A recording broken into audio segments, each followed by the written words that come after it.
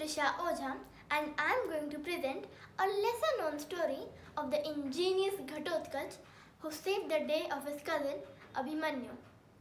Abhimanyu was Krishna's nephew and one of Arjun's sons. He had moved to Dwarka along with his mother Subhadra during the exile of the Pandavas. He was in love with the extraordinarily beautiful Shashirekha, who was Balram and Revathi's daughter. Many young men were fascinated by her, but her heart belonged only to Abhimanyu. Her mother, Revathi, however, did not approve of the match. She was convinced that Abhimanyu would never become king as the Pandavas no longer had a kingdom of their own. She was much more interested in getting her daughter married to Lakshman Kumar, Duryodhan's son, who in her opinion was destined to be the king of Hastinapur. The cunning Shakuni, Duryodhan's uncle, was also seeking to strengthen their relationship with Balram for the inevitable war foreseen between the Pandavas and the Kauravas. So Lakshman Kumar's marriage was fixed with Balram's daughter Shashirekha, much against the bride's wish. Upset and disgraced, Abhimanyu and Subhadra left Dwarka to live with the Pandavas. On their way, they met a giant who seemed to recognize them. He introduced himself. I am Ghatotkacha, the son of Bhim and Hidimbi and your cousin. Why don't you visit my humble abode? Happy to meet his cousin, Abhimanyu and Subhadra obliged. They apprised Hidimbi and Ghatotkacha of their plight. Hidimbi told her son, Ghatotkacha, you are powerful and a master illusionist. Can't you figure out a way to help your cousin marry Shashirekha? Ghatotkacha smiled to himself. Of course I can help. He sped like the wind to Shashirekha's chamber in her palace. Shashirekha was scared to see a stranger appearing from nowhere. Just as she was about to scream, Ghatotkacha shushed her.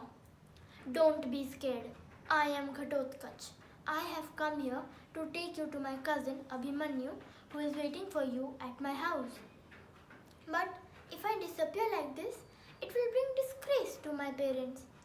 Don't worry, Shashirekha, Ghatotkacha smiled. I will take care of things in such a manner that the groom himself will refuse to marry you. Trust me. Shashirekha agreed and Ghatotkacha carried her to his family. He returned to the palace, transformed himself into Shashirekha and went to sleep in her chamber. The next day, the wedding ceremonies began. Lakshman Kumar was elated and Shakuni overjoyed.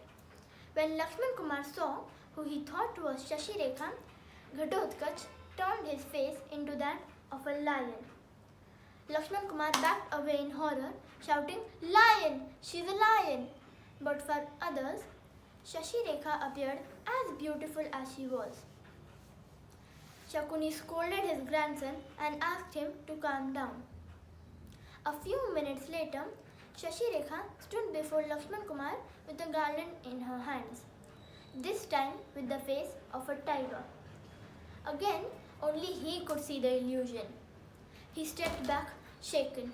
No, I don't want to marry her. She's frightening. Again, Shakuni convinced him to go ahead with the ceremony.